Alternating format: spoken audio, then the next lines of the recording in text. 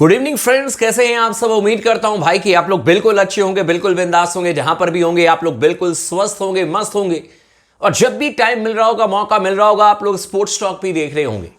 ये बहुत ही important video है शुभमन गिल को लेकर के, क्योंकि दो अलग अलग तरीके की इंफॉर्मेशन एक साथ फ्लोट हो रही है। एक साथ एक तरफ खबर आ रही है कि शुभमन गिल हो सकता है कि एशिया कप के 15 सदस्यीय स्क्वाड में शामिल ना हो, और दूसरी तरफ खबर आ रही है कि शुभमन गिल का कद बढ़ा दिया जाएगा। Shubman Gill Asia cup squad के वाइस कैप्टन भी बन सकते हैं। अब ये दो एकदम अलग अलग तरीके की खबरें हैं, समझ रहे ना। एक तरफ तो ये कहा जा रहा है कि 15 में इनका नाम नहीं होगा, और उसके पीछे एक वैलिड रीजन बताया जा रहा है कि क्यों इनका नाम नहीं होगा। मैं जनरली वेबसाइट्स वगैरह नहीं चेक करता हूं, लेकिन एक बहुत ही ट्रस्टेड वेबसाइट पर, बड़े अखबार में इस तरीके की खबर आई। मैंने कहा कि मैं अपनी तरफ से रिसर्च कर लेता हूं, क्या वाकई में शुभमन गिल एशिया कप से बाहर हो सकते हैं। मैंने अपनी रिसर्च की और उसके बाद यह वीडियो मैंने बनाई। दूसरी तरफ यह भी खबर आ रही है कि शुभमन गिल को वाइस कैप्टनसी दी जा सकती है एशिया कप में। क्या है यह पूरा मामला, मैं आपको बताऊंगा। वीडियो को अगर आपने अब तक लाइक नहीं किया तो जरूर कर लीजिएगा, इस चैनल को भी सब्सक्राइब कर लीजिए और अपने दोस्तों के साथ में भी शेयर कीजिएगा। और साथ ही साथ आप लगातार कमेंट करें अपने सवाल, अपना जो आपका एक सोच है, जो आप चाहते हैं, वो आप जरूर कमेंट करके बताइएगा, ताकि मुझे भी पता चले कि आप किस डायरेक्शन में, क्या आपकी सोच है इस वीडियो को लेकर के और शुभमन गिल को लेकर के। देखो भाई साहब, खबर आ रही है कि शुभमन गिल हो सकता है कि एशिया कप में भारतीय टीम के वाइस कैप्टन हो। यह एक पहली खबर है। दूसरी तरफ खबर आ रही है कि हो सकता है कि शुभमन गिल को एशिया कप में जगह ना मिले। अब ये दोनों एकदम ही अलग अलग खबर है, ठीक है। मैंने कहा कि चलो यार रिसर्च कर लेता हूं, क्योंकि ये खबर मैंने आप लोगों को पहले भी बताई थी। मैंने आप लोगों को 4 बड़े नाम बताए थे। ये 4 प्योर बैट्समैन हैं, मतलब ओपनिंग स्लॉट के लिए, जिसमें से 2 का ही टीम में चयन होगा। मैंने आपको कहा कि शुभमन गिल हैं, इसके अलावा अभिषेक शर्मा हैं, साई सुदर्शन हैं, यशस्वी जायसवाल है। ये 4 हैं, जिनमें से किसी 2 को ही आप लेकर के जाओगे, क्योंकि एक जो है वो आपके संजू सैमसन है, उनका होना बिल्कुल तय है। तो आप सारे के सारे ओपनर्स को लेकर के नहीं जा सकते हो, है कि नहीं। अभिषेक शर्मा नंबर 1 बैट्समैन है T20 फॉर्मेट के। शुभमन गिल ने आईपीएल में कुछ भी गलत नहीं किया है। 155 की स्ट्राइक रेट से 650 के आसपास रन बनाए हैं। साई सुदर्शन के 750 रन हैं, वो तो ऑरेंज कैप मतलब की विनर हैं आईपीएल के। और जायसवाल जैसे बड़े हिटर आपके पास में है नहीं। इस मुद्दे के लिए मैं नहीं आया हूं, मैं आपको बता देता हूं खबर क्या आ रही है भाई। अगर पहले खबर को पकड़े, जहां पर कहा जा रहा है कि शुभमन गिल को एशिया कप में हो सकता है कि स्क्वाड में जगह ना मिले, मैंने कहा कि इस पर रिसर्च करके देखने की क्यों इस तरीके की खबर आ रही है। और जो उस वेबसाइट में चीजें लिखी हुई थी, उसके बाद जो मैंने रिसर्च की, तो उसमें उस खबर में ताकत तो नजर आई। रीजन क्या है मैं आपको बता रहा हूं। देखो, आजकल जितना क्रिकेट चल रहा है इस समय इंडिया में, या मतलब कि अभी आने वाले क्रिकेट के मैचेस की अगर मैं आपको बात करके बताऊं, तो यह बिल्कुल इंपॉसिबल है कि कोई एक खिलाड़ी तीनों फॉर्मेट में कंटिन्यूस खेल जाए। बिल्कुल संभव नहीं है। अभी तो आपने प्रॉपर गैप देखा है, ठीक है, मैचेस में अभी तो 1 महीने का गैप है, लेकिन एशिया कप जब से शुरू हो रहा है उसके बाद बिल्कुल भी गैप नहीं है इंडियन क्रिकेट में। आप 9 सितंबर से 28 सितंबर के बीच में एशिया कप है।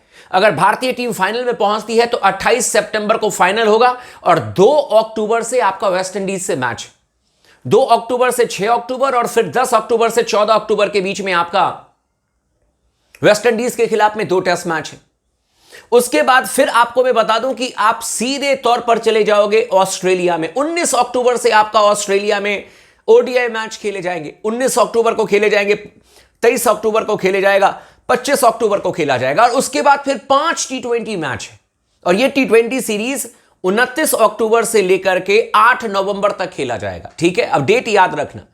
और उसके बाद 14 नवंबर से 18 नवंबर के बीच में आपका पहला टेस्ट मैच है साउथ अफ्रीका से, और 22 नवंबर से 26 नवंबर के बीच में आपका दूसरा टेस्ट मैच है साउथ अफ्रीका से। उस वेबसाइट के हिसाब से कहा जा रहा है कि शुभमन गिल अगर एशिया कप में खेलते हैं, 28 तारीख को अगर फाइनल होता है, तो शुभमन गिल क्या फिर 4 तारीख 2 अक्टूबर से आकर के भारतीय टीम के लिए क्या कप्तानी करेंगे वेस्ट इंडीज के खिलाफ में। और अगर शुभमन गिल कप्तानी करते हैं वेस्ट इंडीज के खिलाफ में, जो कि टेस्ट मैचेस के वो नियमित कप्तान हैं, तो 14 तारीख तक, 14 अक्टूबर तक भारत और वेस्ट इंडीज के बीच में टेस्ट मैच है। और 19 अक्टूबर से भारत और ऑस्ट्रेलिया के बीच में आपका पहला ओडीआई मैच है, जो कि खेला जाएगा 25 अक्टूबर तक। तो यह कैसे संभव है कि शुभमन गिल हर फॉर्मेट में बैक टू बैक मैचेस खेले? इस बात में दम है, इस बात में बिल्कुल दम है। या फिर आप अपनी एकदम सोच बदल दें, या तो आप ये कहें कि नहीं, जब बड़ा टूर्नामेंट आएगा एशिया कप की तरह, जब 2026 वर्ल्ड कप आएगा एशिया कप की तरह, तब हम शुभमन गिल को T20 फॉर्मेट में शामिल कर लेंगे, लेकिन बायलेटरल जितने भी टूर्नामेंट होंगे उसमें शुभमन गिल नहीं खेलेंगे। ये विचारधारा की लड़ाई। अगर कोई कोच आकर के, अगर सेलेक्टर्स आकर के ये बात कह दें या इस तरीके का सिलेक्शन हो जाए, तब तो फिर बिल्कुल क्लियर कट मामला हो जाएगा कि हां ठीक है, बायलेटरल के लिए हमारे दो अलग बैट्समैन हैं, संजू सैमसन और साथ में अभिषेक शर्मा, लेकिन जब बड़ा टूर्नामेंट आएगा, क्योंकि 2026 में T20 वर्ल्ड कप भी है और उस पर भी आपकी नजर है, तो आप क्या करोगे कि T20 की तैयारी में कोई और खिलाड़ी, और जब वर्ल्ड कप जैसे बड़े टूर्नामेंट आएंगे तो फिर अचानक ही आप बड़े प्लेयर को लेकर के आ जाओगे, और अगर व्हाट इफ अगर वो फ्लॉप हो गया, फिर आप क्या करोगे? मैं जितना गौतम गंभीर को जानता हूं, जितना मैं समझता हूं, मुझे नहीं लगता है भाई कि गौतम गंभीर जो हैं वो इतने आसानी से उन प्लेयर्स को दूध की मक्खी की तरह निकाल देंगे, दूध में से मक्खी की तरह निकाल देंगे, जिन्होंने कि अभी तक लगातार 7-8 बायलेटरल मैचेस, बायलेटरल टूर्नामेंट जितने भी भारतीय टीम के अभी हुए हैं, हाल फिलहाल में 2-3 और 7-8 मैचेस वो खेले हैं, और उनको अचानक ही एशिया कप से बाहर कर दिया जाए प्लेइंग 11 से। मुझे थोड़ा सा डाउट है, मैं आपको बता दूं।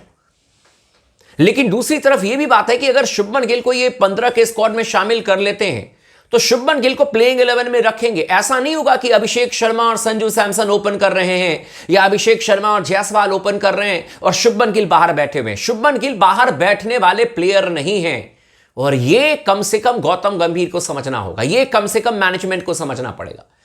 ऊपर से back to back T20 matches हैं, तो back to back T20 matches भी खेल जाएं, फिर आकर के 4 दिन के गैप में टेस्ट मैचेस में भी कप्तानी कर लें, फिर आकर के ओडीआई मैच भी खेल जाएं। मैंने कहा ना पहले भी वीडियो की शुरुआत में कि आज के जमाने में इंडियन क्रिकेट को देखते हुए तीनों फॉर्मेट में कोई खिलाड़ी लगातार खेल जाए, यह संभव नहीं है। अब 2 ही रास्ते हैं। अगर शुभमन गिल की यह खबर सच हो जाती है कि उनको वाइस कैप्टन अगर बनाया जाता है, he is a big time player, big match winner, इसमें कोई शक नहीं है। लेकिन सवाल यह कि अमाउंट ऑफ मैचेस जो हम खेल रहे हैं, और अगर आपने शुभमन गिल को वाइस कैप्टन एशिया कप का बना दिया, तो ऑब्वियस सी बात है कि वो तो सूर्य कुमार यादव के साथ में प्लेइंग 11 में तो होंगे ही होंगे। देन अगर 28 तारीख को हम फाइनल खेलते हैं, तो 2 तारीख से आपका टेस्ट मैच है अगेंस्ट वेस्ट इंडीज, और अगर हम मान भी जाएं कि West Indies is not a big deal, तो भी आपको समझना होगा कि फिर शुभमन गिल को क्या आप ऑस्ट्रेलिया में भी 5 टेस्ट मैच खिलाएंगे? क्या शुभमन गिल ऑस्ट्रेलिया में ऑस्ट्रेलिया में जो 5 T20 मैच है वो खेलेंगे शुभमन गिल? क्या अगर 5 T20 मैच ऑस्ट्रेलिया में शुभमन गिल खेलते हैं, तब तो 8 नवंबर को आपका 5वां T20 मैच है, और फिर 14 नवंबर से आपका दक्षिण अफ्रीका के खिलाफ में टेस्ट मैच है। इतना क्रिकेट कोई खिलाड़ी नहीं खेलेगा, मैं आपको लिख करके दे रहा हूं, मैं आपको दावे के साथ दे रहा हूं। अब यहां पर 2 ही रास्ते हैं, या तो बड़े टूर्नामेंट में शुभमन गिल को आप लेकर के आ जाओ, और जिनसे आप नियमित तौर पर बायलेटरल सीरीज में क्रिकेट खिला रहे हो, उनको आप बड़े टूर्नामेंट से बाहर कर दोगे। और उसमें कौन बाहर होंगे? उसमें अभिषेक शर्मा बाहर होंगे। फिर सवाल आएगा कि भाई T20 फॉर्मेट का नंबर 1 बैट्समैन क्यों बाहर गया? लेकिन कहीं ना कहीं तो कॉम्प्रोमाइज करना पड़ेगा आपको, है कि नहीं? अब यह देखना होगा कि दोनों खबर में से कौन सी खबर सही होती है। क्या शुभमन गिल वाइस कैप्टन बनते हैं, या शुभमन गिल का स्क्वाड में ही नाम नहीं होगा? एक बहुत ही सोच समझ करके फैसला लेना होगा मैनेजमेंट को। मेरा यह मानना है कि उनको होना चाहिए स्क्वाड में, लेकिन फिर दूसरी तरफ यह भी सवाल है कि कंटिन्यूअसली इतने मैचेस खेलना किसी के बस की बात नहीं, यह फैक्ट बात है। बाकी आपका क्या कहना है इस पर, आप हमें कमेंट करके जरूर बताइएगा। चैनल को सब्सक्राइब नहीं किया तो जरूर कर लीजिएगा, और अपने दोस्तों के साथ में भी शेयर कर दीजिएगा।